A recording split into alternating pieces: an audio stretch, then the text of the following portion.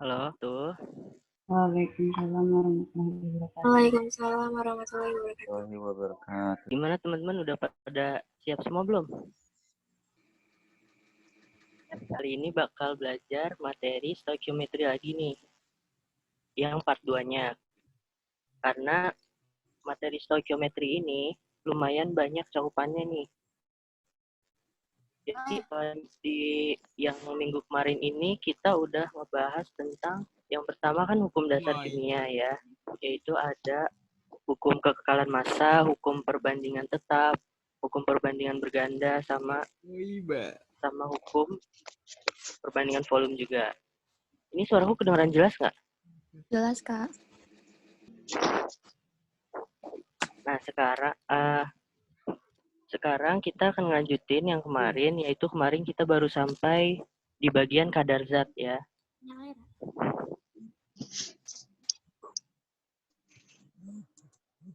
Oke.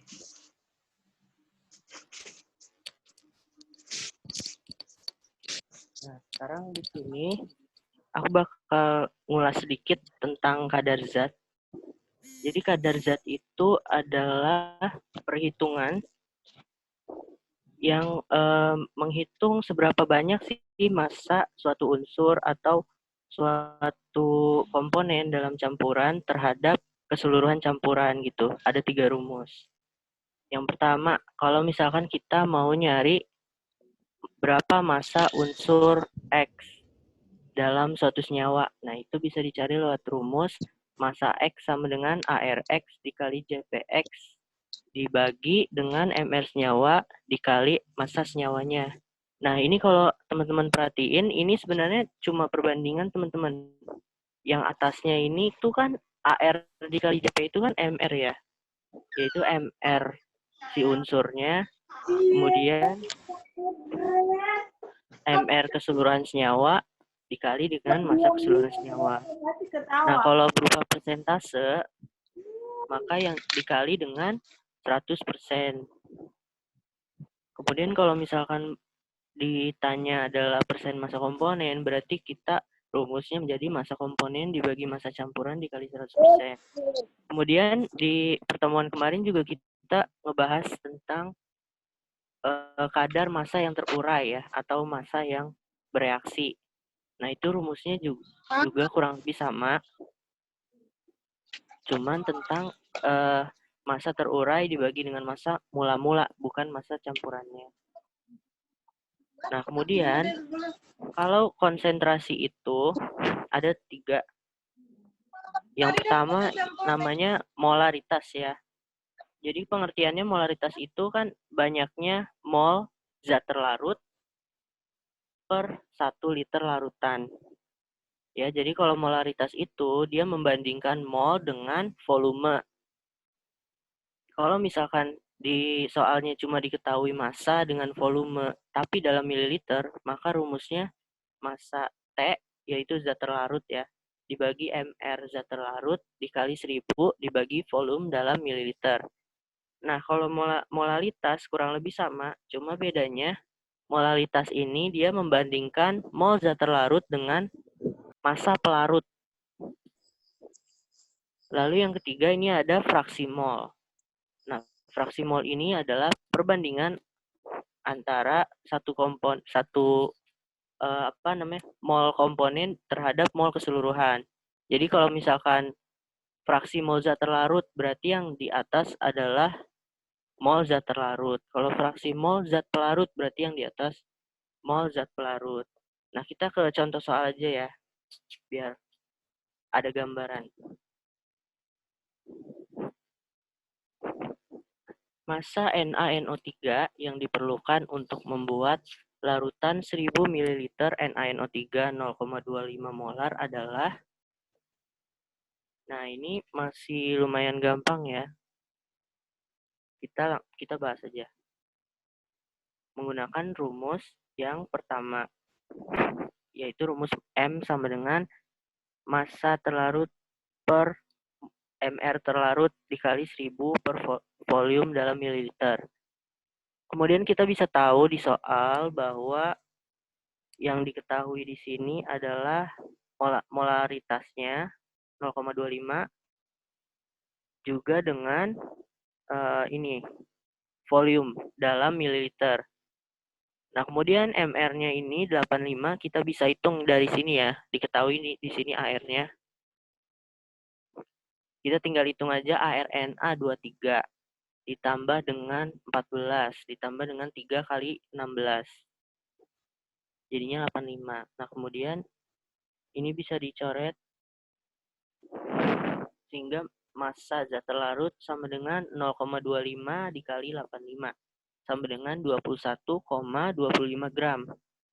Nah, jadi itu jawabannya. Sampai sini ada yang mau ditanyain dulu nggak? Nih. Nah, ini teman-teman boleh dicoba nih. Ini masih lumayan gampang juga. Massa H2SO4 dalam 1 kilo larutan H2SO4 0,5 molal adalah, berarti yang ditanya di sini adalah massa si H2SO4. Nah, kira-kira ada yang bisa jawab nggak?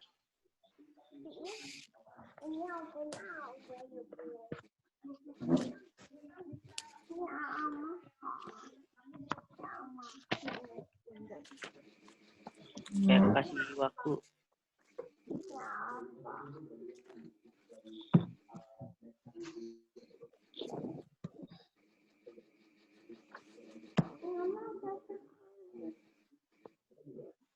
Kayak gimana teman-teman?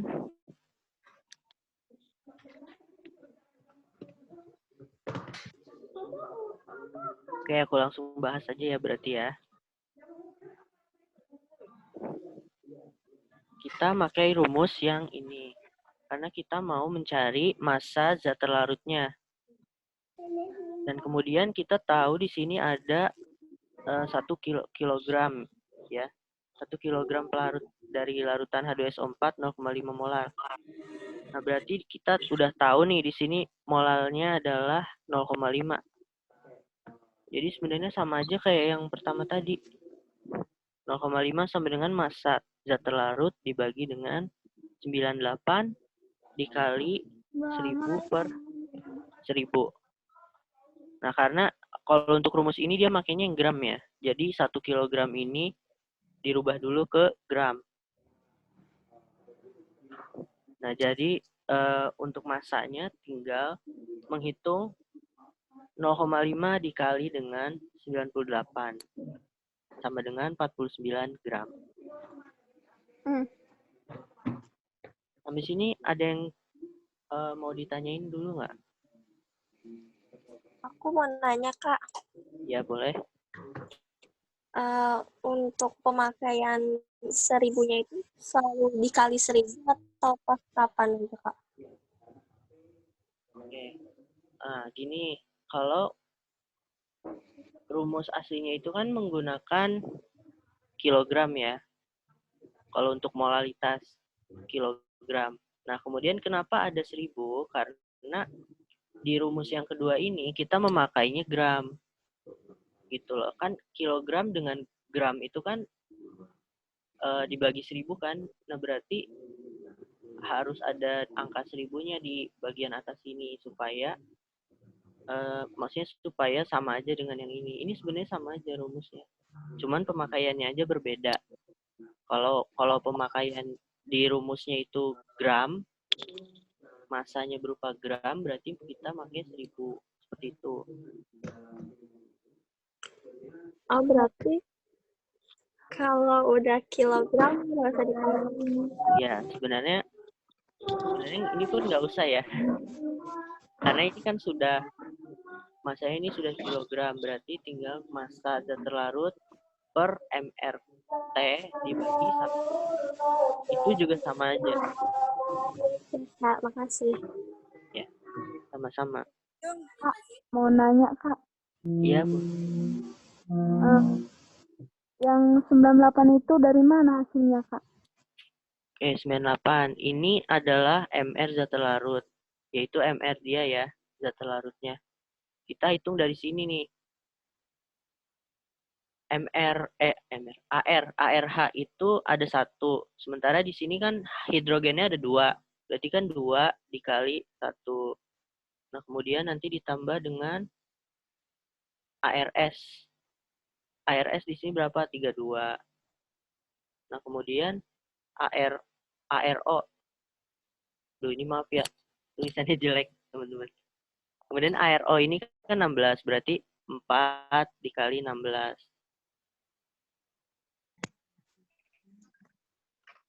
Ya gitu intinya. Intinya gitu ya. Ya, Kak. Makasih, Kak. Dikali dengan berapa banyak zatnya. Oke, Kak.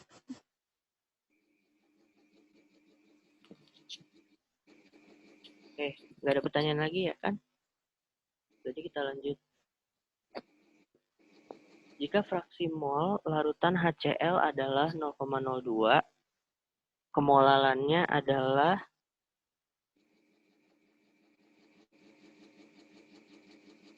di sini kan yang diketahui fraksi molnya ini larutan HCl, fraksi mol larutan HCl. Berarti fraksi molnya ini adalah fraksi mol zat terlarut. Makanya XT.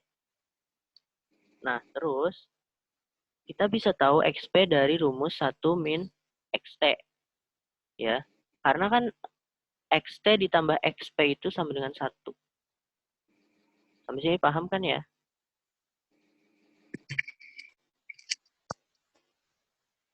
XT ditambah XP sama dengan 1.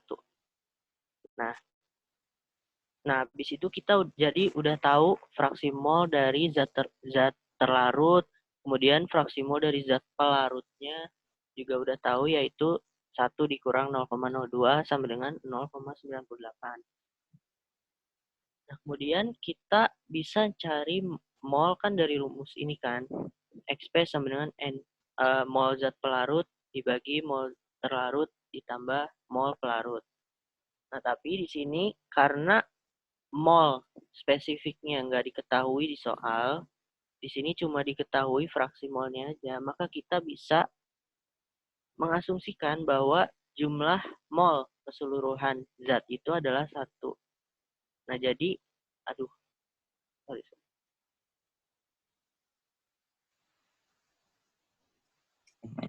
Nah, ini NT ditambah NP ini kita bisa asumsikan sebagai 1. Paham ya?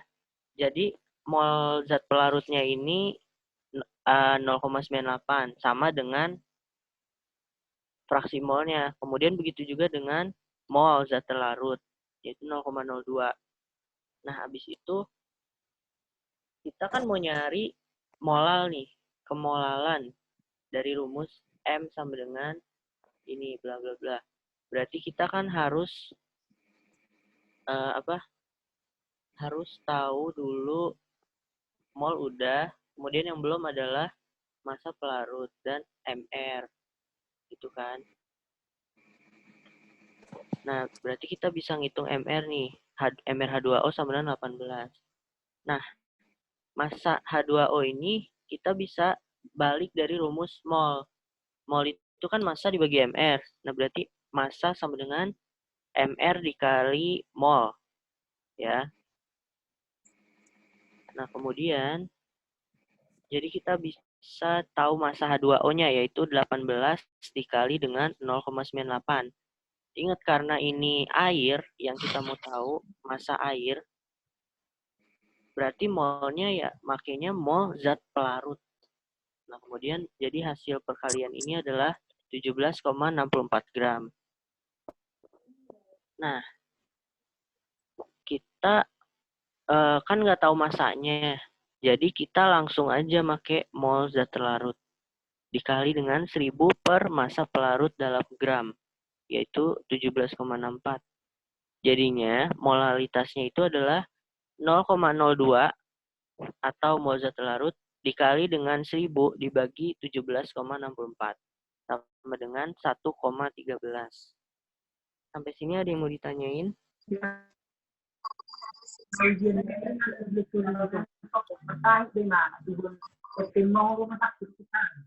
Dan mula imana. Dan buko na bisa bilang na bisa tenang. Pero kung ako din sila. Halo, ada yang mau ditanyain?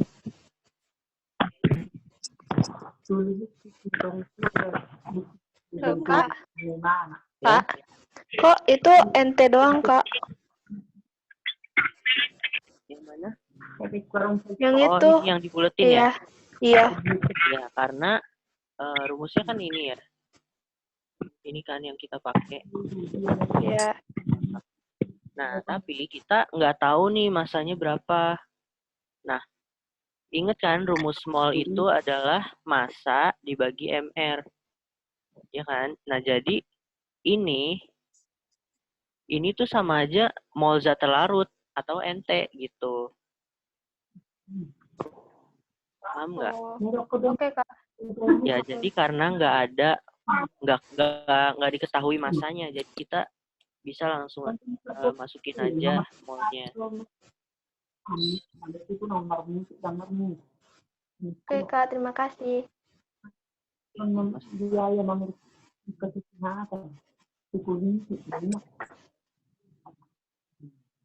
Oke, kita lanjut ya.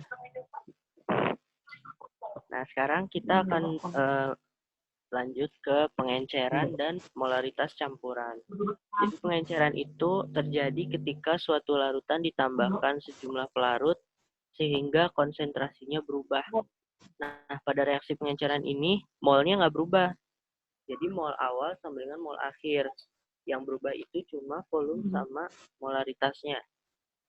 Jadi rumus dari pengenceran itu adalah M1, molaritas 1 dikali volume 1, volume 1 maksudnya ya, sama dengan molaritas zat 2 dikali dengan volume zat kedua. Mohon di-mute dulu ya.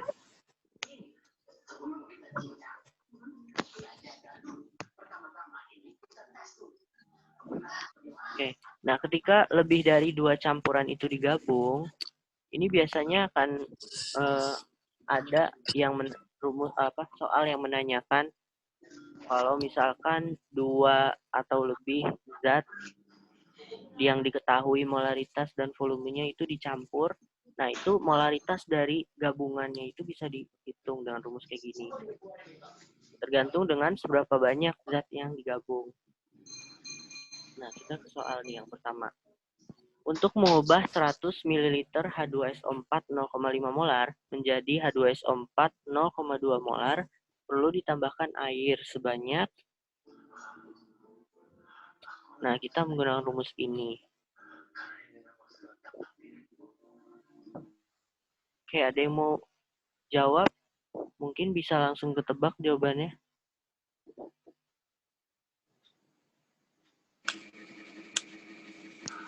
Jadi, yang M1V1 ini berarti yang pada kondisi awal ya, yaitu 100 ml. Ini adalah V yang 1. Dan juga ada 0,5 molar M1. Nah, kemudian ini adalah M kedua. Kita mau bikin larutannya jadi molaritasnya segini. Nah, perlu ditambahkan air sebanyak berapa? Berarti kita cari V2-nya dulu. Jadi 0,5 dikali 100 sama dengan 0,2 per V2. Oke, ada yang jawab ya? 250. 250. Oke. Nah, V2-nya adalah 250 ml. Tapi jawaban ini kurang tepat. Kenapa? Karena kan yang ditanya berapa jumlah air yang perlu ditambahkan, bukan berapa volume larutan ya, bukan volume setelah gitu. Jadi V penambahannya itu sama dengan V2 dikurang dengan V1. Jadi jawabannya 150 ml. Itu ya. Jadi perlu dicermati dulu soalnya. Sampai sini paham ya? Maksudnya penambahan air. Paham, Kak. Kak. Oke, next. kita ke volume campuran. Volume larutan H2SO4 0,5 molar yang dicampur dengan 60 ml H2SO4 0,2 molar. Agar diperoleh campuran yang konsentrasinya 0,32 molar adalah, artinya kita mau tahu berapa volume di pertama, yaitu saat molaritasnya segini, volumenya berapa biar kebentuk segini. Paham nggak kira-kira nih? Paham, Kak. Nah, kita dengan rumus ini. Ada yang mau nyoba dulu?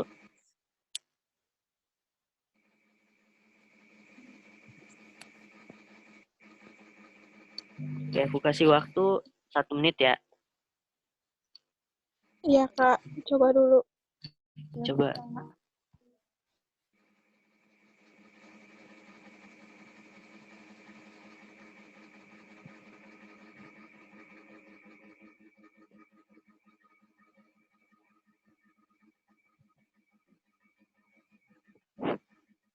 Kalau udah ketemu nanti langsung bilang aja ya. Atau boleh di chat juga.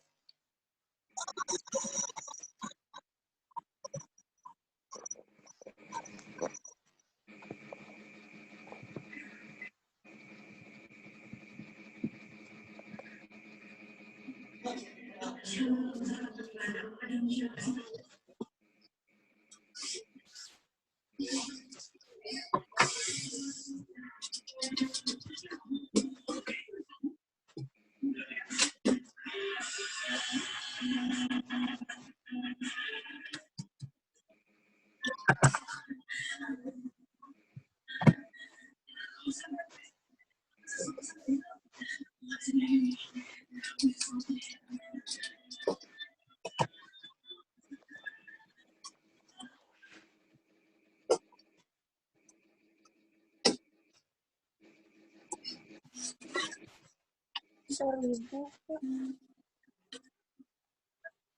Ya, berapa? Aku dapetnya 1000. 1000 apa tuh? Satuannya apa? Berapa? Mililiter. Mililiter. Oke. Tapi nggak tahu. Ada lagi yang bisa jawab? Kita simpan dulu ya. Bukan, Kak. Kak, 90. Oke, aku 40 mili, Kak. 40. Berarti tadi ada variasi ya, 1000, 90, sama 40. Oke, kita cek sekarang pembahasannya ya.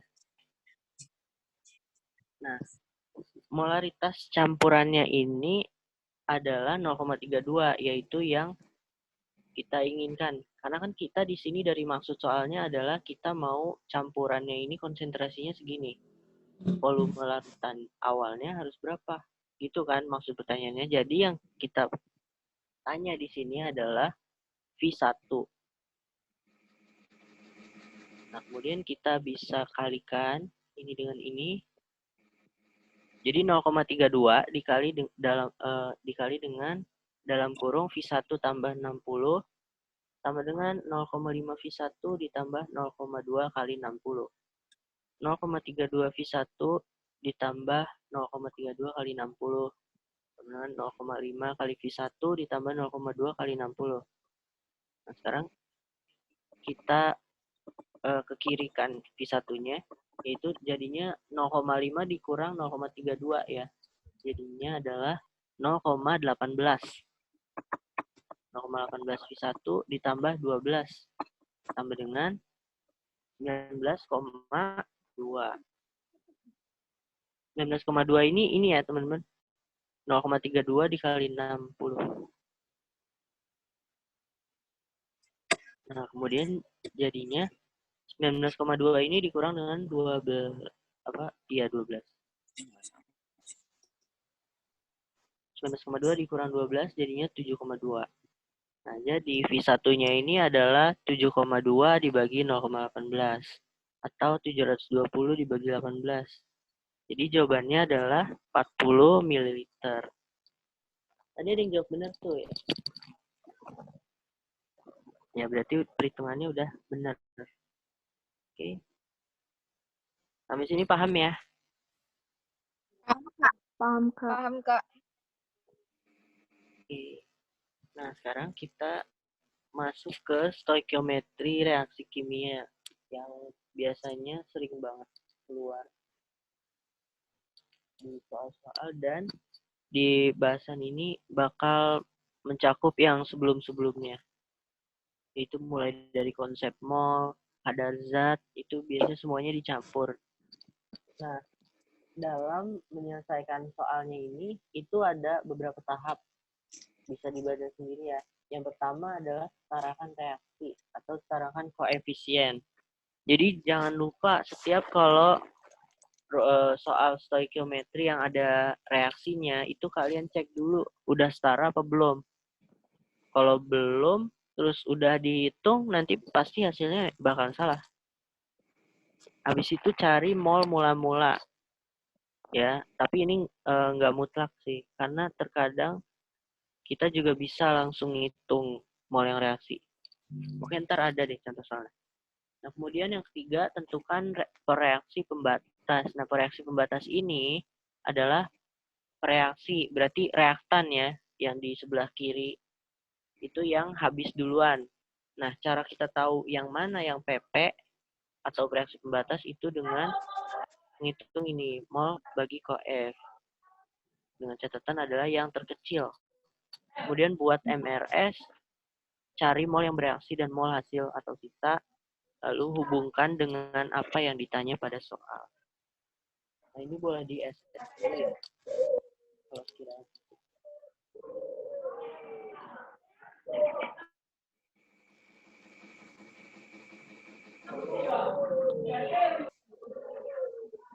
Ada contoh soal nih mengenai reaksi.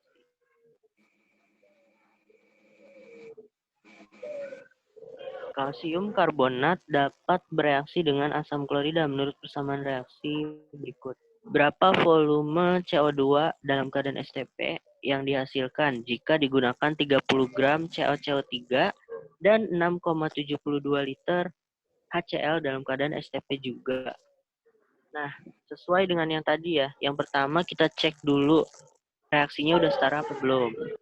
Oke. Ca di kiri 1, di kanan 1, berarti udah.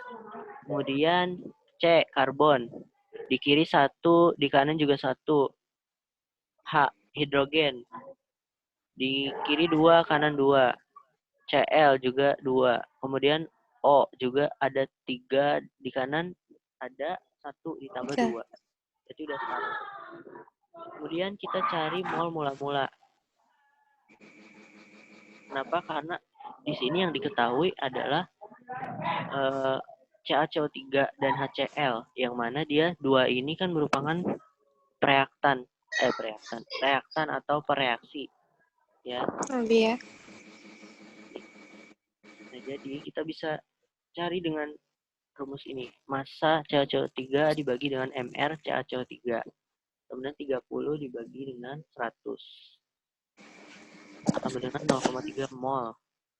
Kemudian mol HCl dengan rumus VSTP dibagi 22,4. Sama dengan 6,72 dibagi dengan 22,4. Jadi nilainya adalah 0,3 mol juga. Nah, habis itu kita ke langkah kedua, yaitu menentukan reaksi pembatas. Yaitu dengan cara membagi 0,3 dengan koefisien. Ini kan koefisiennya 1 ya. Berarti 0,3 dibagi 1. Nah, kemudian HCl. Koefisiennya 2. Berarti 0,3 dibagi 2. Nah, antara ini sama ini, itu kan kecilan yang ini ya. Maka dialah yang jadi PP atau reaksi pembatas.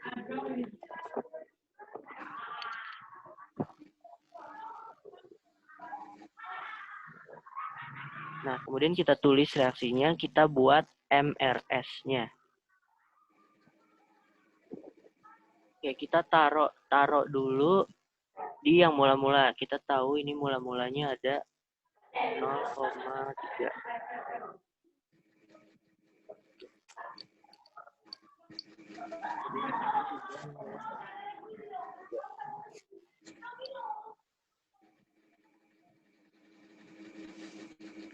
Nah, karena kita tahu kan, ini dia PP.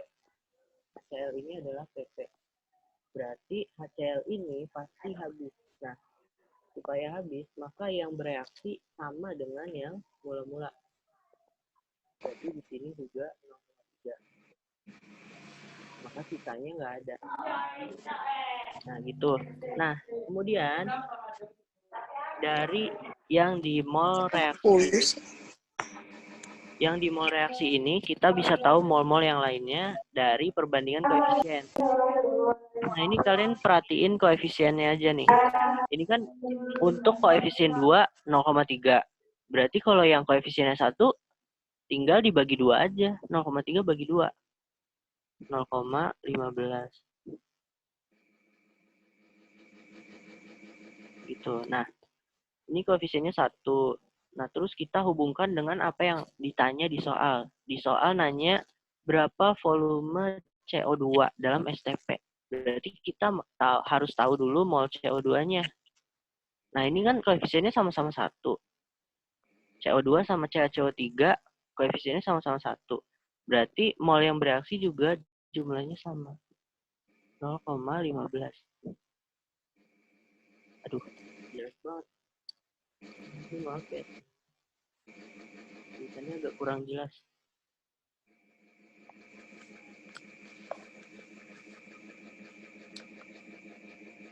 Nah, ini kan produk ya. Kalau produk mula-mula pasti nggak ada. Nah, berarti sisa atau yang di kondisi akhir dia juga nilainya 0,15. Gitu.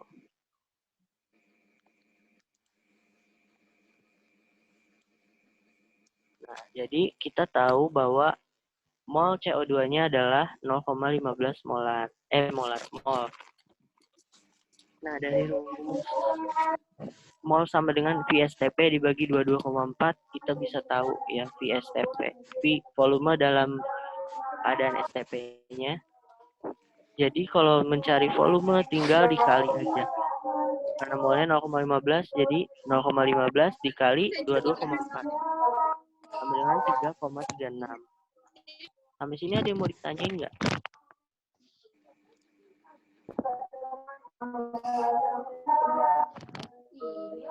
Belum, Kak.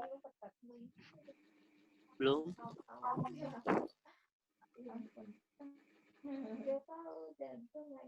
Kak, boleh minta tolong jelasin ulang nggak yang 0,3 terus 0,15 itu?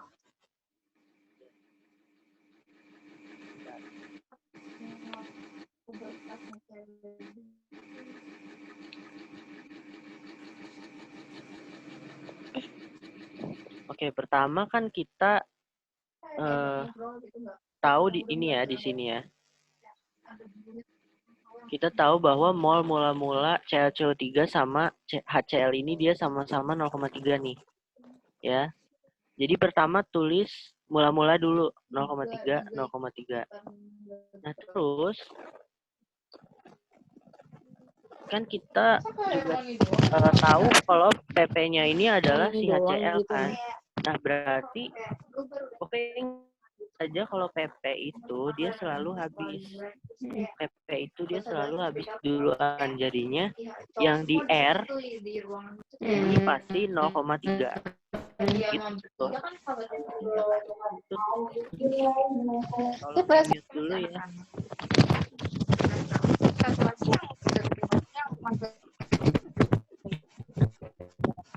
Nah, kemudian ini 0,15 nilainya dari perbandingan koefisien nih.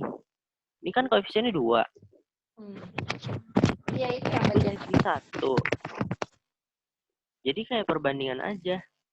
Kalau koefisien 2, 0,3. Nah, berarti kalau koefisiennya 1, tinggal 1 dibagi 2 dari 0,3. Berarti 0,15. Gitu. Jadi 0,15 ini dapatnya dari 1/2 dikali 0,3. Gitu. Paham, Kak. Jawab Kak. Maksud apa itu?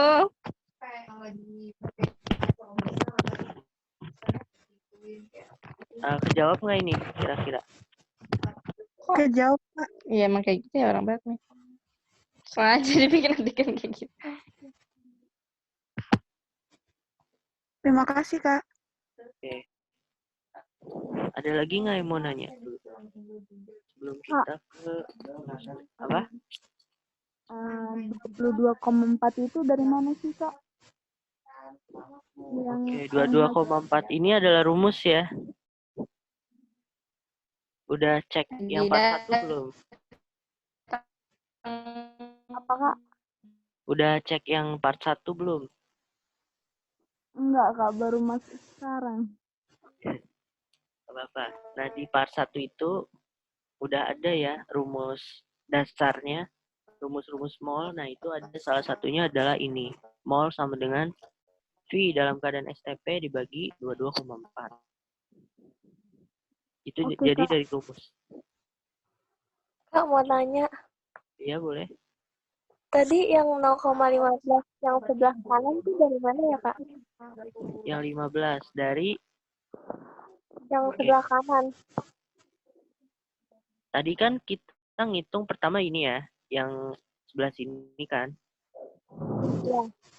Kemudian ke kiri, ya kan, dari perbandingan koefisien. Nah, ini juga sama. Ini kan koefisiennya 1. Terus ini koefisiennya 1. Ya udah berarti sama. 0,15, 0,15. Untuk yang di bagian R, ingat, itu untuk yang di bagian reaksi. Itu. Tapi itu CaCl2 sama H2O-nya sama juga. Sama, iya, sama juga. Cuman ini nggak ditulis karena kan kita pengen taunya cuman ini volume CO2, ya kan? Jadi kalau mau ditulis ya boleh aja. Oke, Kalau mau Kak. ditulis Terima boleh kasih. aja. Ya, Kak. Makasih. Oke, kita lanjut ya.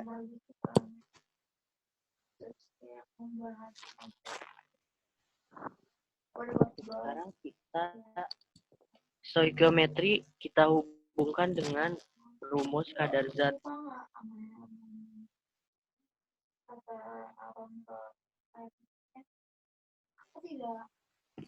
Jika 28 gram serbuk besi direaksikan dengan larutan asam klorida menurut persamaan reaksi berikut.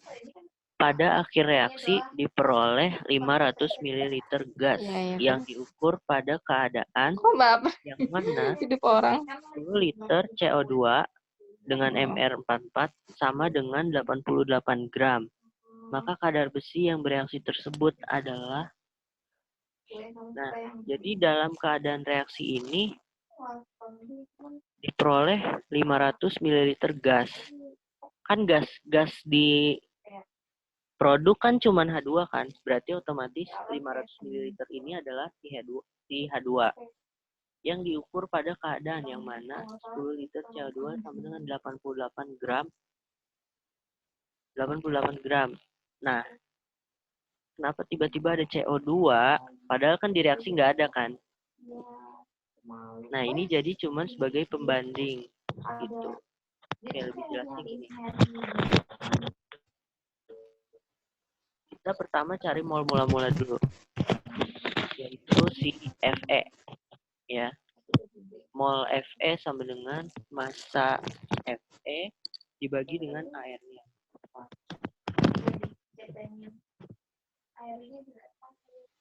Ya, jadi mol si Fe-nya adalah 28/56 sama dengan 0,5 mol. Nah, kemudian HCl-nya ini kita nggak tahu nih. Jadi di reaksi ini kita nggak tahu PP-nya yang mana. Tapi kalau nggak tahu PP juga kita sebenarnya bisa langsung ke MRS-nya. Tapi pertama-tama kita dengan CO2 dulu nih. Kan volume, tentu. tapi kita nggak tahu keadaannya, yaitu kita nggak tahu tekanannya berapa, kita nggak tahu suhunya berapa, karena dia bukan STP juga, jadi kita pakai rumusnya yang ini, P dikali V per RT sama dengan massa per MR. Nah, volume ini paham ya, volumenya itu dia ke bawah, jadi 10 ini adalah volume CO2 yang ini, 10 yang ini. Jadi P per RT sama dengan 88, yaitu massa per 44, yaitu MR dari si CO2, dikali 10, yaitu adalah CO2. Jadi 88 per 44 kali 10, ini kan 88 per 44, 2 ya. Jadi 2 per 10 sama dengan 1 per 5 sama dengan 0,2. Nah, kemudian karena kita kan di reaksi ini adanya hidrogen. Kita tahu nih, hidrogennya ada sebanyak 500 mili. Berarti kita dengan rumus yang sama, tapi ininya beda, yaitu NH2. Ya. Bentar. Nah, jadi untuk mol H2-nya, kita kan udah tahu nih nilai PRT, P per R kali T adalah 0,2.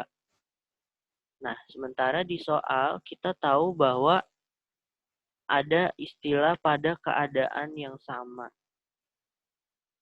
Pada keadaan yang sama.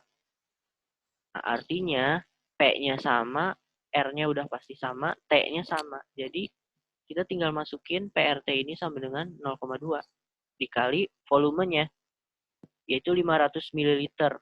Atau dalam liter, jadinya adalah 0,5. Jadi 0,2 kali 0,5 sama dengan 0,1. Gitu.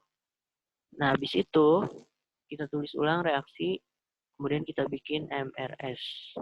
Nah, sekarang kita tulis yang kita tahu dulu dari soal, yaitu adalah ini ya.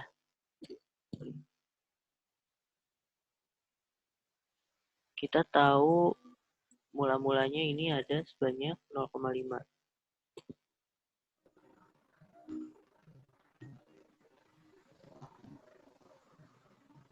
Kemudian kita juga tahu yang mol hidrogen 0,1. Ini bagus. Maaf, bentar ya.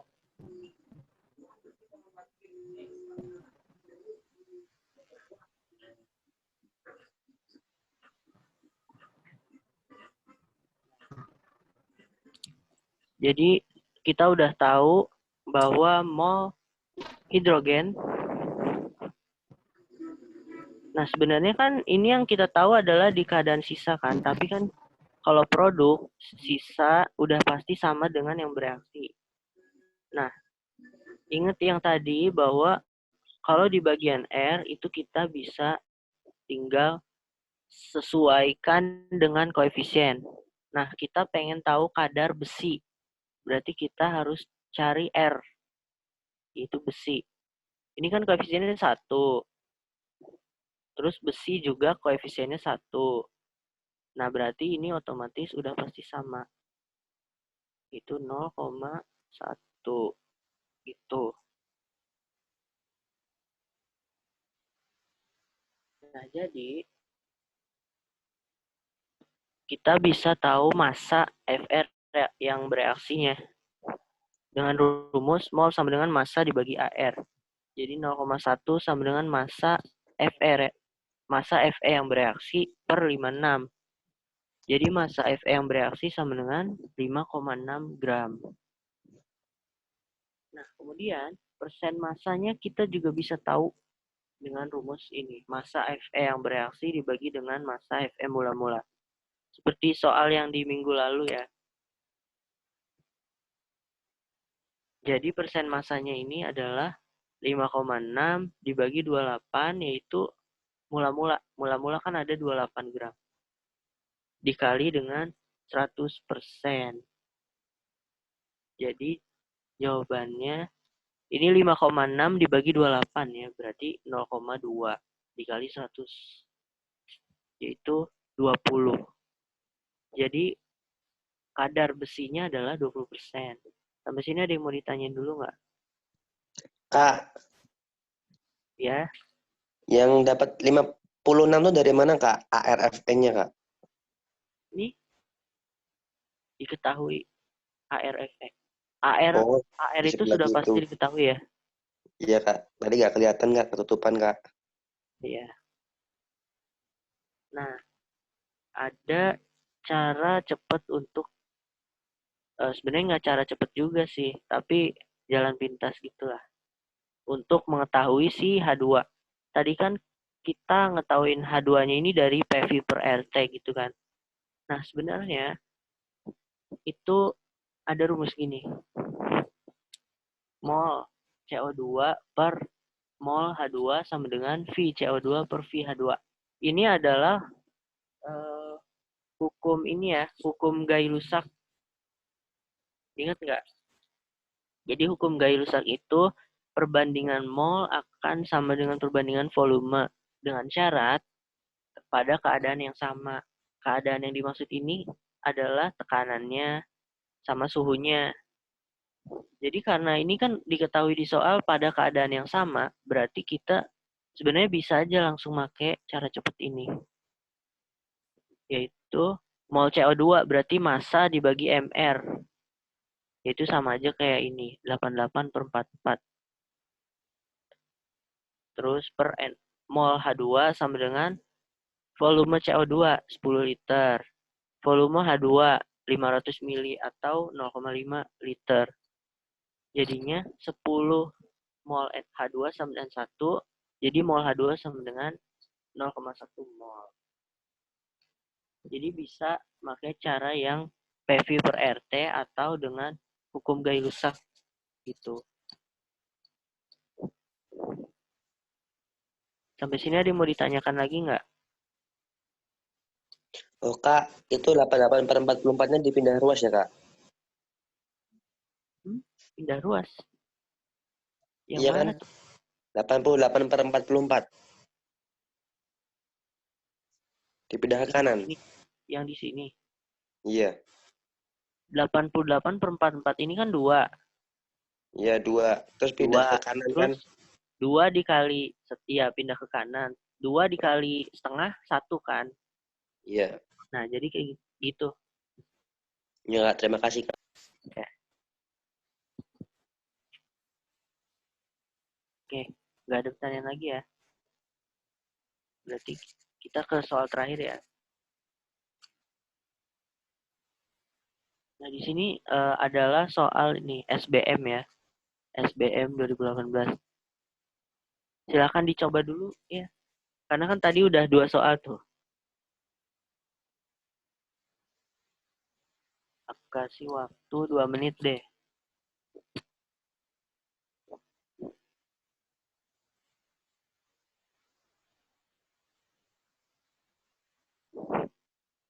Kita di sini tulis dulu deh mula-mulanya. Di sini ada 0,1. Kemudian di sini 0,2 ya. Nah, karena PP berarti kayak tadi CO2-nya ini udah pasti habis. Nah, kemudian kita kan mau tahu krom ya. Kita mau tahu logam krom yang di sebelah sini berarti yang kita mau tahu nih. Nah, ini koefisiennya 3. Ini koefisiennya 2. Berarti kita bisa tahu ini dari menghitung 2 per 3 dikali dengan 0,2. Ya, jadi 0,4 per 3 atau nilainya adalah 0,13. Itu 0,133 dan seterusnya lah dibulatkan menjadi 0,13. Nah, ini adalah mol CR-nya. Jadi bisa kita hubungkan rumusnya dengan massa, rumus massa CR dibagi dengan ARCR. Jadi 0,13 sama dengan massa CR dibagi 52. Jadi massanya tinggal dikali aja 0,13 dikali 52 sama dengan 6,9. Nah, yang ditanya adalah jika persentase hasil reaksi di atas adalah 75%, berarti kita tinggal kalikan aja hasilnya itu dengan 75%. Jadi hasil akhirnya adalah 5,2 gram. Sampai sini ada yang mau ditanya dulu nggak, teman-teman? Kak, nggak ada cara cepatnya kayak tadi, Kak? Nggak ada. Oh, oke, Kak. Ya, kalau tadi kan karena volume ya. Dan juga kayak tadi itu kita menggunakan rumus hukum Gay-Lussac karena kan pada keadaan yang sama. Kemudian di sini nggak ada keterangan itu. Oke, Kak, siap, Kak. Soalnya masih agak rumit ini, Kak, untuk saya. Ya. Kak, Yang penting Kak. ingat. Kak, Oke. aku mau nanya. Ya, boleh. Itu 2/3 dapat dari mana tadi, Kak? Perbandingan koefisien. Nah, ini yang Oh. sebenarnya ini ya, kayaknya yang sering kesalahan di stoikiometri itu di sini deh. Di perbandingan koefisien nih. Suka lupa mulu. Nih. Oke, untuk yang koefisien 3 kan nilainya 0,2. Berarti kalau untuk yang koefisien 2, berarti ya logikanya tinggal 2/3 aja. 2/3 kali yang diketahui gitu loh. Yang ditanya yaitu 2 per koefisien yang diketahui 3 gitu. Ingat ya pokoknya, tapi jangan lupa kalau yang bisa kayak gitu cuman di bagian R, yaitu di bagian reaksi yang bisa disesuaikan sama koefisien. Kalau di M itu enggak.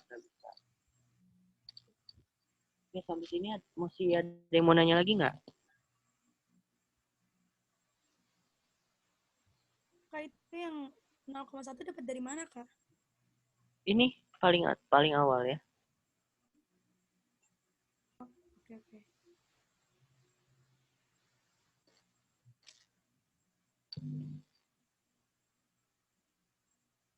Oke, untuk berarti udah sampai sini aja ya karena udah 1 jam.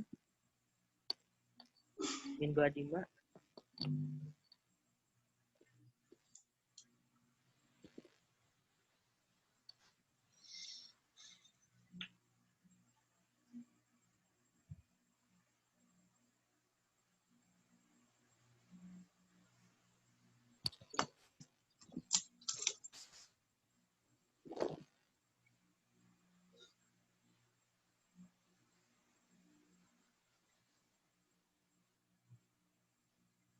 Tutup aja ya.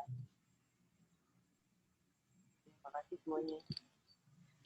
Oke, terima kasih teman-teman. Semoga